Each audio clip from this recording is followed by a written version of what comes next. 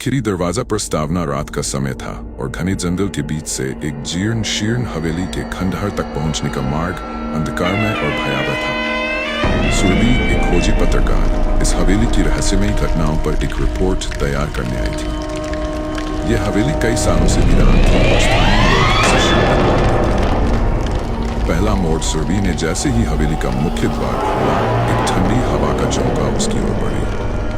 अंदर की माहौल बेहद सन्नाटे भरी थी। उसे दीवारों पर अजीब आकृतियां नजर आई, जैसे कोई उन्हें खरोंच रहा हो। कमरे में लगे टूटे शीशे में उसे अचानक अपना प्रतिबिंब नहीं बल्कि एक परछाई दिखाई दी जो उसके पीछे खड़ी थी। यहाँ कुछ तो है, सुरभि ने खुद से कहा और अपने कैमरे का फ्लैश ऑन किया। दूसरा मोड़, हवेली के अंदर चलते हुए सुरभि को हर कदम पर ऐसा लगा जैसे कोई उसे देख रहा हो। वह धीरे धीरे नीचे के तहखाने की ओर बढ़ी। अचानक एक दरवाजा उसके सामने खुला, जैसे किसी ने उसे अंदर बुलाया हो। यहाँ कुछ छिपा है, सुरभि ने सोचा और भीतर चली गई।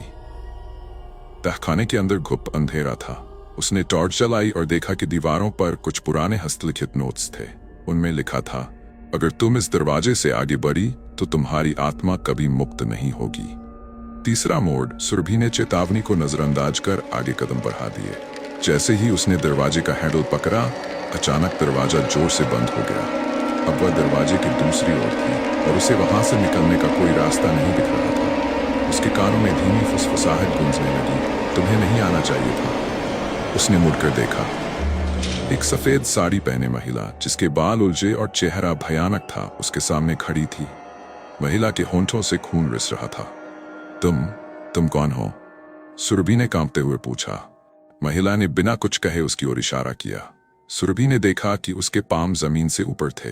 चरम बिंदु, सुरभि ने दौड़कर वहां से भागने की कोशिश की, लेकिन जैसे जैसे वह भागी, तहखाना और लंबा होता गया। उसे एहसास हुआ कि वह एक भयंकर भूल कर चुकी थी। महिला उसकी तरफ तेजी से बढ़ रही थी। सुरभि ने अपनी पूरी ताकत लगाकर दरवाजा खोलने की कोशिश की, लेकिन दरवाजा अब पत्थर की दीवार में बदल चुका था।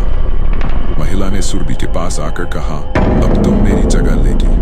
अंतिम मोड़, अगले दिन सुरभि का कैमरा जंगल में पड़ा मिला। उसके फुटेज में उसकी चीखें और महिला का अट्ठास रिकॉर्ड था। वह हवेली अब और भी डरावनी हो गई थी और स्थानीय लोगों का मानना था कि अब सुरभि की नोट, ये कहानी उन लोगों के लिए है जो रहस्यों के पीछे भागते हैं, बिना ये सोचे कि कुछ दरवाजे हमेशा के लिए बंद ही रहने चाहिए। समाप्त।